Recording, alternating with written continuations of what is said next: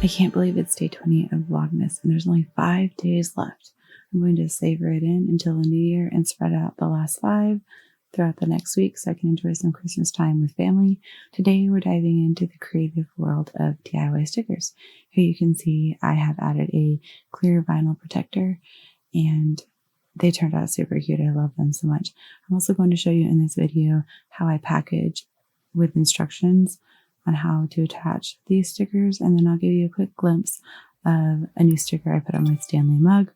Lastly, a sneak peek at my 2 Secret Santa gifts, and then I will see you guys in Vlogmas Day 21. Thanks so much for watching and sticking with me throughout this series. I hope you have a wonderful holiday season and a blessed Christmas.